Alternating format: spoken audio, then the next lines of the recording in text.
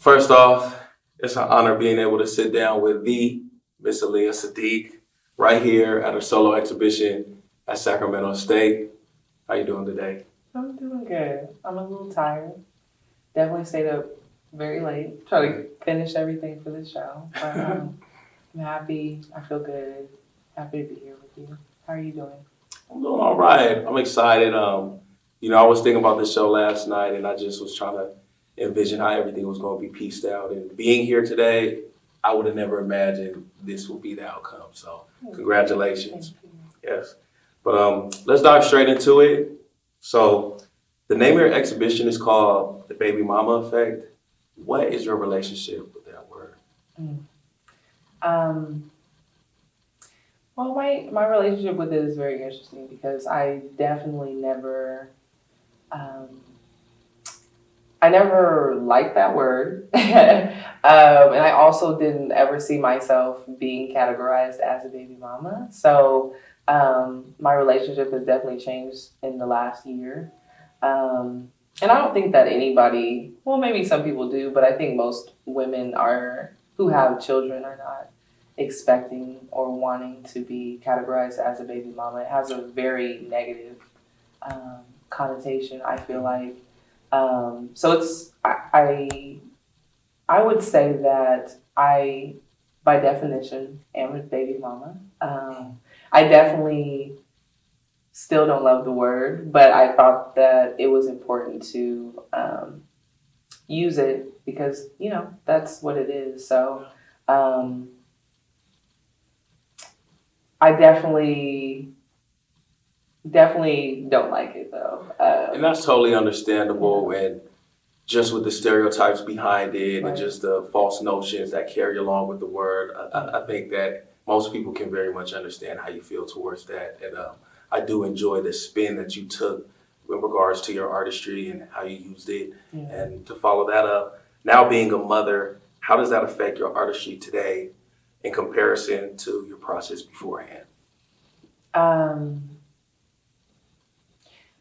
It makes it very different. As far as actually getting the work created, it makes it very difficult to carve out the time to even create. On one hand, just trying to find the space and time to, have a moment to self to get those things done, and along with other, other work and things like that. I definitely had to change my schedule or create a schedule before I was, able to just move freely and create when I wanted to, and live life very whimsically. Yeah. Right? But I had to get a schedule of waking up at 6 a.m. and making sure that I'm painting at least for an hour before the baby gets up, and just being really strategic about my time to paint and very intentional about that.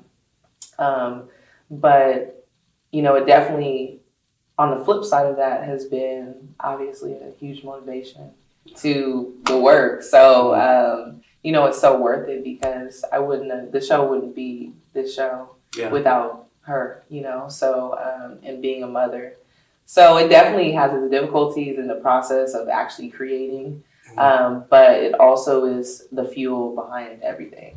Yeah, as I look around, I definitely see her making her debut in a couple of the paintings around here. And so it sounds to me like scheduling and routine was the hardest part of the exhibition, or what was the most challenging part of creating this art show? Definitely the schedule. I have a tendency to, only work on stuff when I know a show is coming up. And I told myself in 2022, this will be the last time I do this. But definitely the schedule, definitely and in general, as not even as an artist, just finding a space and time for myself.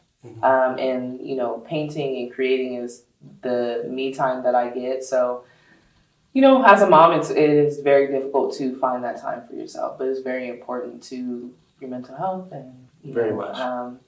In my case, career. So, scheduling was definitely the hardest part. So your depiction of these transformative moments seem very, very personal, but relatable at the same time. how are you able to decide what to portray to the public versus what to keep private for yourself? Mm. Well, that was like very much a battle, with myself because this is definitely the most intimate look at my life that I've shown through the work.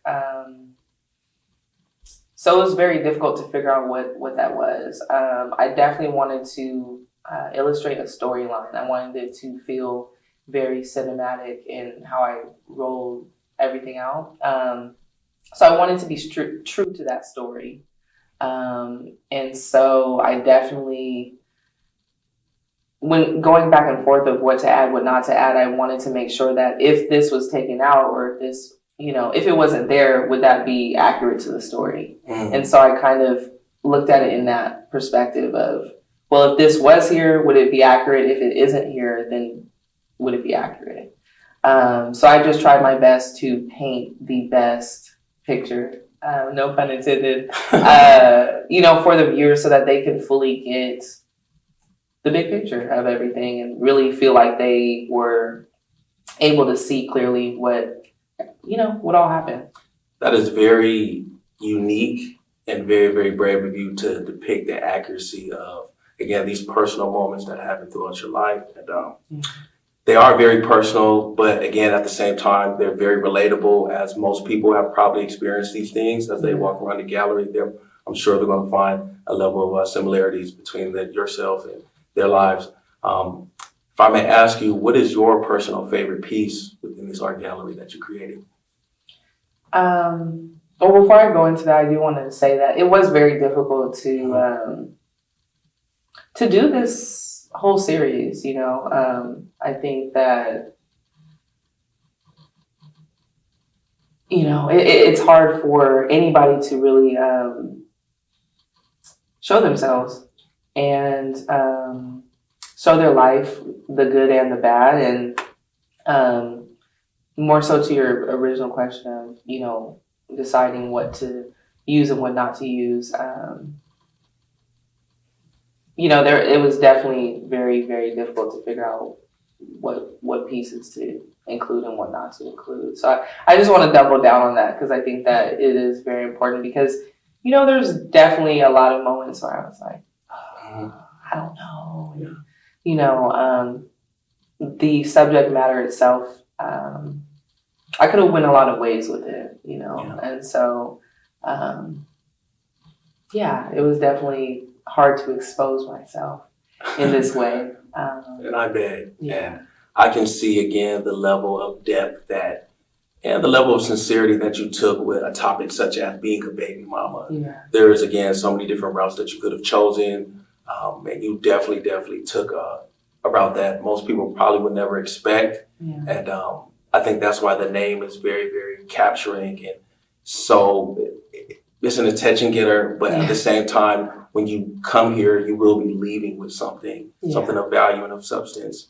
And I wanted to make sure to flip that on its head a little bit because the term baby mama is very negative. Just maybe what brought you in, you're expecting something completely different than what you get. And kind of showing people, this is technically that is what I am, but this is what it could look like. And it doesn't have to be such a negative thing, and it looks different for everybody. So just showing people that, although it may be negative, it doesn't have to be, And I do very much respect the perspective that you took in regards to that name and just taking ownership and, again, redefining the exact definition of what that is. But, more so putting yourself on the front line to depict these real life situations. Yeah. And if you have to choose again, which was your favorite pieces to paint or the most inspirational for you or however you want to look at it, but what stands out the most for Aliyah Sidqe? That is so hard because this is the first collection that I'm like, I really love all of these. There's a lot of favorites. There's a lot that, because these are really like snapshots of my life, so like truly, that is definitely my process of just taking pictures from my phone and, things like that. So everything it's not just a pretty picture, it's definitely like a whole feeling attached to it. So there's a few that stand out to me. I'm gonna give you a couple. Number one, though, I really love Metamorphosis, which is the final painting for the show. I think I love that because, you know, it just depicts who I see myself as currently. You know, and in moments I definitely didn't, you know, I feel like it gives just a goddess kind of feeling. And so just kind of really embodying that.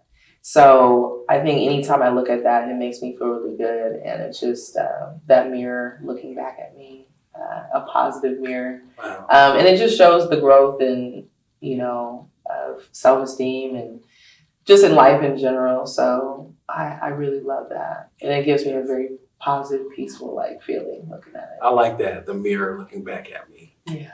The name Metamorphosis does so much for that painting. I don't want to ruin it for anybody, but when you do look at these paintings here, me personally, I feel like I'm experiencing the energy of what was going on in that exact setting that you depicted.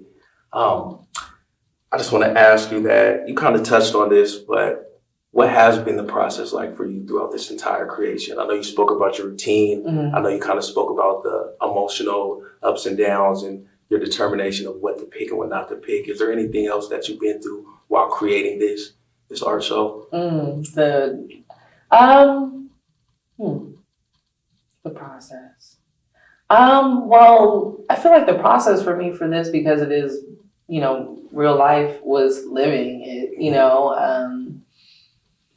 Every one of these pictures is a moment in time. And so half of the creation of it was kind of reliving these things, which was not easy at times. And very easy at others, you know. So definitely a lot of therapeutic moments, you know what I mean? A lot of reflection that had to be done. A lot of reflection. I'm still stuck on the mirror looking back at it. I love that way, the way you described it. You know, and just kind of like going through life, experiencing.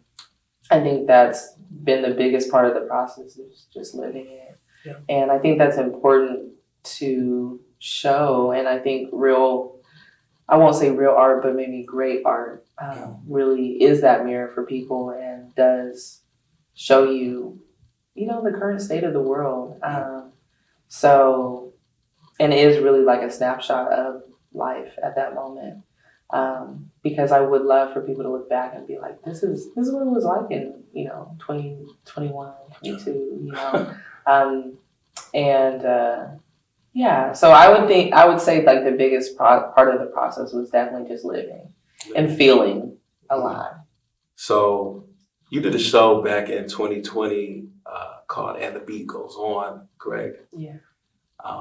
I remember I was lucky enough to come to that show and be able to observe your art gallery, and seeing you today, this is a completely different show than what I seen back in 2020. Yeah. If you want to explain to us, what did you do differently, whether the thought process or artistry that came into play for this show? Oh, there's so much. I feel like, you know, like we talk about, that was my first, like my debut, you know, my first solo show. And this is more of that like sophomore album, you know, if we're talking about music, this is like the real, you know, the thing that really shows, you know, are they make it or break it time, you know? And I think for this show, it was definitely very, a lot more introspective in the subject matter. This is a true theme. That previous show, it definitely depicted my life for sure, and all of my work has. But it didn't really, people were introduced to me, but they really get to know me in this. This is that deeper level, it seems like. Yeah, most definitely, from just the subjects and the stories that are depicted, and also from that to the audio and getting to hear my voice and have me narrate something step by step by step of my life, and really, you get the behind the scenes. You get to be the fly on the wall for this series. And the previous one was more about the style and showing my skill set, and was less focused. And I got to try different things for this series, kind of moving the brush a little bit differently, and adding a lot more background and elements to it. Before it was, more a figure and just like a simple background. So I wanted to really challenge myself to do different things, different elements, and add more texture and add more feeling. I wanted more grit to it. So definitely just more intimate. I definitely wanted people to get to know me. And that was very difficult to do, because it is hard to show yourself. But I felt like the audio was so important to do, especially with this story, because there are moments of abruptness that I felt like had to be explained, and it was just very important for the story to be narrated. So I think on a lot of levels it's very different, and also I think I've gotten more depth having a child, and in between that time and a whole pandemic, you know what I mean? So a lot has happened since then, and it just shows the depth that was created in the last 2 years on a stylistic level, and on a personal level. It's definitely a lot of growth and a lot of maturing that I'm already observing. And you just mentioned the pandemic. How did the pandemic affect your artistry or you as a person? Well, definitely gave me time to be more still. I got to be at home. I have enjoyed this time because I had a baby during the pandemic, which is like crazy. And I got to spend as much time with her as possible. I wasn't having to be outside the house. All of my jobs were, remote. So honestly, it was really nice in that aspect, being able to really focus on what was important, which is family, and my artistry. So I definitely took that time to kind of get in my cave and focus on what needed to be focused on. So sounds like you're able to learn a lot from sitting down and just being inside a little bit. Yeah, and take a deeper look inside. With there's less distractions. So there's nobody else to kind of pay attention to. It's like the immediate myself and the people around me. So definitely more introspective moments in that time. And I love how you always focus back on your daughter, love. It seems to be a sense of unity that you always touch on, and I definitely appreciate that. And as we look at your art, we can appreciate it as well. So, from an artistic perspective, you kind of touched on this, but what new techniques have you used in this art exhibition that you want your audience to see or pay attention to? I think I definitely had a color scheme throughout that really flows. I've been wanting to kind of have more of a theme with everything as far as the colors go, but was never able to decide on things, and just kind of all over the place, to be honest. So just the color palette, the texture. There's a lot of texture in this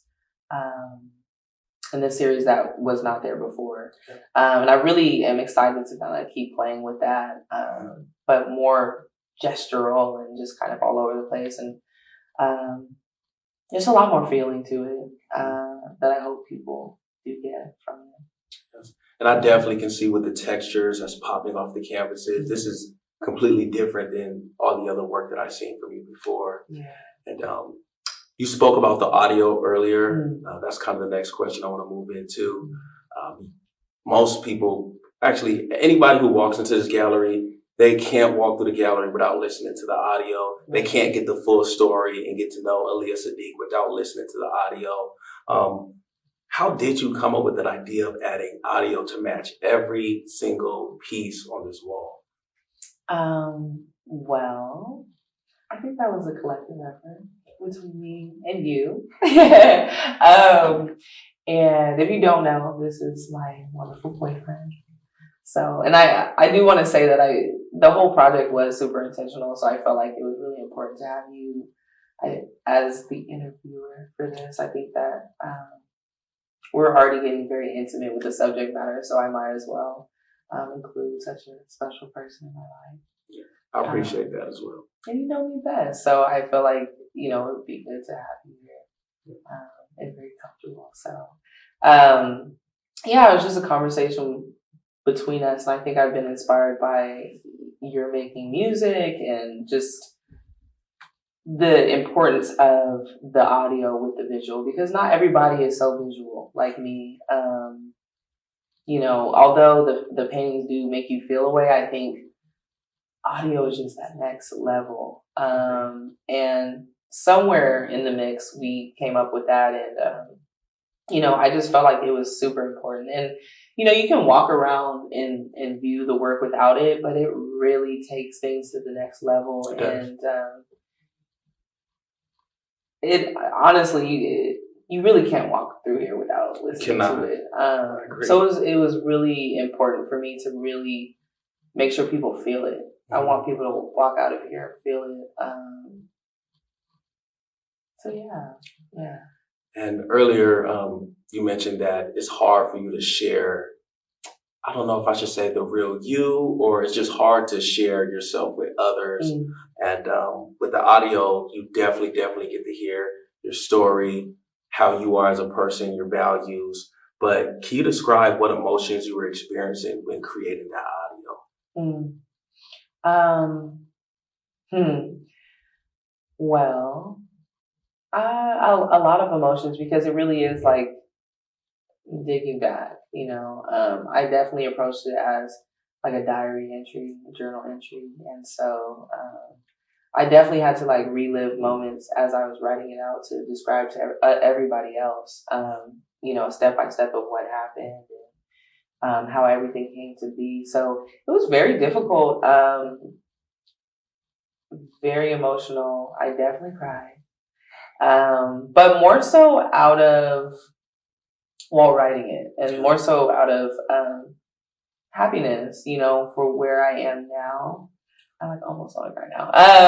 But more so out of the happiness I experience now.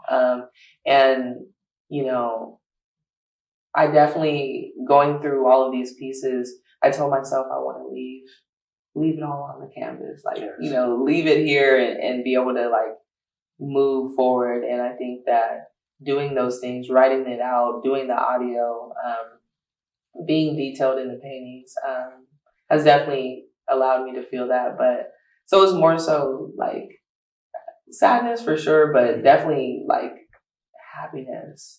Probably like, a sense of relief. Yeah. Or a reflection as you in the mirror looking back, as you mentioned earlier. That. And like, wow, look at where I am now. Look at what I have now. And just joy, honestly. Pure joy. So joy. It was very difficult though to write that, for sure. And you know, I'm going to be interested to see what people's what the reception is. Were you able to write all that in one setting, or did you come back to it over a day's or a week's time? I wrote it over 2 days.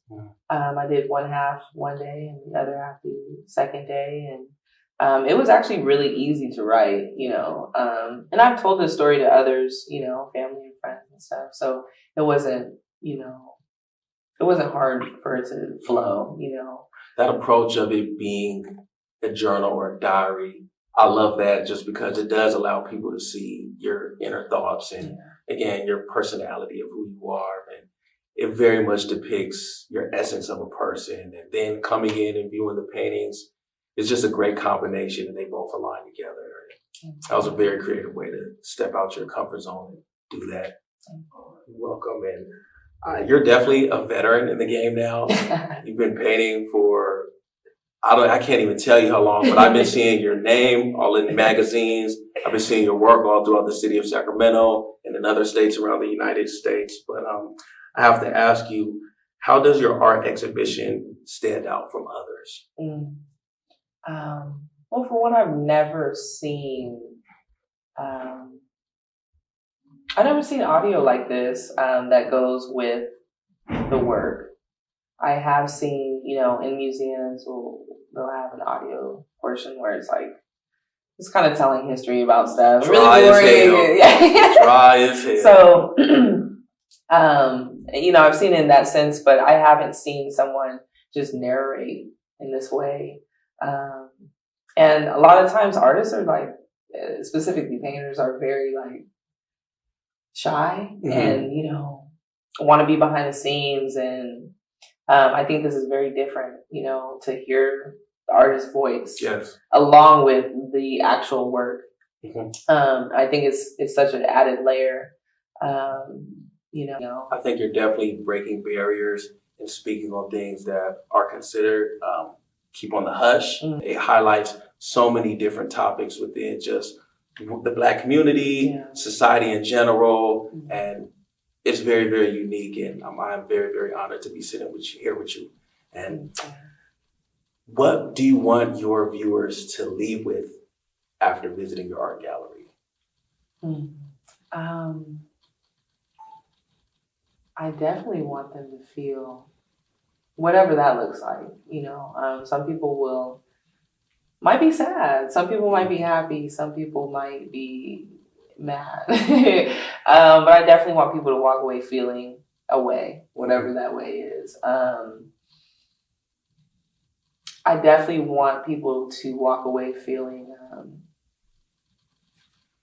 strength. I think I really want that to be the overall message is, no matter what we go through, everything is to serve our highest good. Even if it doesn't look that way, if it looks, messed up, if it looks, painful, if it looks whatever, ultimately, if you're able to like move through that with grace, it'll be good on the other side and it'll be worth it, and we can't run from the things that don't feel good. You're 100% right. And that word grace, moving on with grace. Yeah. Wow.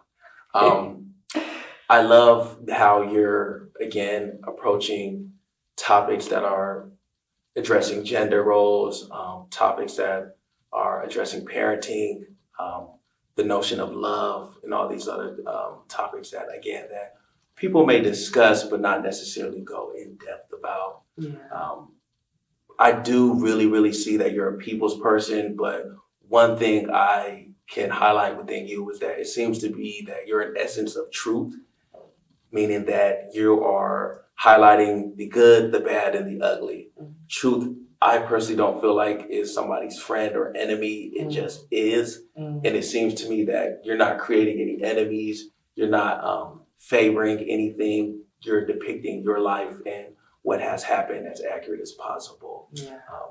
Does that make sense? Yeah, and I definitely try my best to do that because, I have a show called Babymama Effect. It could have been me doing some Summer Walker type of, having that energy of, disgruntled or like angry or,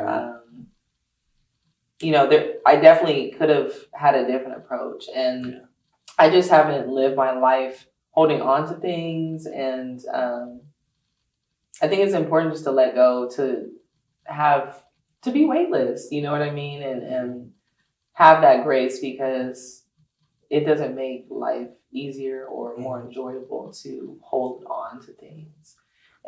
So I wanted to keep that light energy and that be translated through the work. I didn't want to point any fingers or I just really wanted to tell the truth, like you said. And I didn't want to point any fingers at anybody because everybody has a part to play in their life. That's very mature of you to not place blame. Thank you very much. And we're all creating our own reality. So, not any one person is responsible for where you are. And ultimately, it is up to us to be in the position that we want to be in. So we can't point too many fingers, you know. How important is that for you in your everyday life to move with grace or remain lighthearted? It's super important. I think that, you know, I can point to times where that hasn't served me and people take advantage of that, of course, but I think ultimately those things don't matter because, you know, if I'm always light, no one can touch me. Is how I feel. And so it doesn't really matter what a person does with that because it's not about the other person, it's about me feeling good about me. So, you know, it's hard for me to operate on a, you know, negative, you know, tip. It really is. And, you know, it served me best to be light. So that's what I focus on doing at all times. It's like goddess mode activated.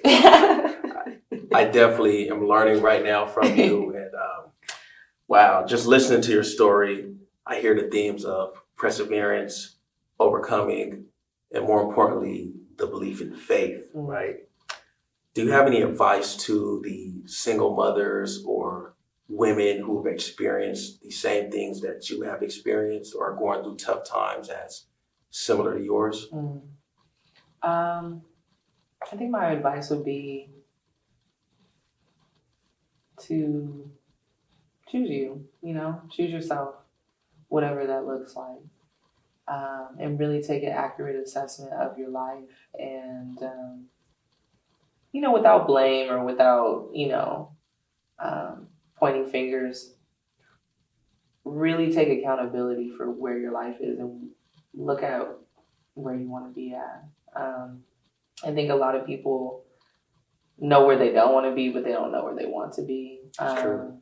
So they're willing to go through a lot more than they need to get there. And also really just knowing your worth. I think for me, that put me in a lot of bad positions of not even fully understanding the goddess, you know, the goddess what I had, you know, because it's not that I'm so different, you know, now than before. But there was a lot of things I was accepting in other people and my relationships that I really didn't need to. And it really came out of the lack of, you know, self-love and just really not seeing myself for my fullest potential and who I was in that moment. So I think really understanding and you know, taking time to love on yourself is most important and really key. And it sounds super cliche and people say it all the time, but it's very difficult to do. And I think you don't even realize, for me, I didn't even realize how lacking in that I was until I was like feeling like at the bottom, you know? And also until I was activated my goddess mode. I'm like, oh wow, so this is what it feels like. And that's what that was. I really wasn't, you know, fully confident, fully loving myself. So I definitely would say, you know, focus on that love and, you know, feeling like you're the one. So You seem to be in a great headspace, clarity, your skin's glowing. Your self-care must be held at a very high standard in your life. Am I correct? It is, but it isn't because I definitely, like you tell me, I neglect myself sometimes. I definitely do. I think that's kind of inevitable with motherhood. It's really hard to have a family and, you know, spend the accurate amount of time on yourself on a daily, weekly basis. But I definitely do put more into myself now than ever before. Even in spite of, you know, being worried about other people and, you know, making sure home is good and all those things. But it's definitely important. And, you know, there are always going to be times of like falling off, whether that's due to work or due to the kids or, you know, your relationship or whatever. But I think I always know that to go back to those things, and whether that's, you know, just getting my eyelashes done, doing my hair or doing my, you know, nails or taking a bath or, you know, Important. painting. That could, you know, that's a form of self-care for me. You know, just relaxing, taking a nap. So I definitely see the importance of those things, and it definitely is embedded in my routine now. So. That's very great to hear, in all honesty. Is there anything else that you'd like to talk on, or any nuggets you want to give to your audience? We have an open floor right now, and we could carry the conversation through that, or how are you feeling? You have just put me on the spot like that. Exactly. No, I really don't have too much to add. I definitely, I think we talked about some good things, and yeah, ultimately, I definitely want people just to walk away from the show feeling courageous, feeling not fearful of what is on the other side of whatever, and I think that I heavily believe in attracting what you are. So, if you're not in a good space, that is always what's going to come. So, I just want to prompt people to really look at themselves and look at the state of their life and where they want to be and do the steps necessary to get there, and love themselves in the process. And other than that, that's it. That's a gem right there. Attracting what you are. Yeah. Wow. I very much appreciate just being able to sit down and speak with you. Again, it's been an honor being able to get this exclusive view of your artistry here. This is the Miss Aliyah Sidqe, Sacramento legend. It's been an honor again sitting here with you. Thank you. And thank you for this interview. I definitely appreciate you for being a part of this process. I feel like it definitely would have not happened without you, to be honest. And you were a huge part of the behind the scenes of getting this done, and helping me in so many different ways. So I really appreciate you for being here, and for speaking with me. I wouldn't want to have anybody else interview me.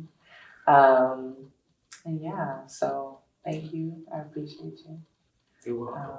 And thank you to everybody who is viewing the work, has viewed the work, will view the work. Please check it out. This was definitely a passion project, definitely from my heart. So I hope you all feel it. So check it out. Thank you again for sitting here with us and spending quality time for us to get to know you, your art, and everything that you bring. This show is very, very introspective. Again, this is Aliyah Sidqe. Check out her art online. Come to the show. And for me personally, one thing that I just want to leave with is reflection, attracting what I am, and also being the change that I want to see. Those are some things that I've gathered while sitting here speaking to you. So again, Miss Aliyah Sidqe. Thank you. Was that cool? That was cool.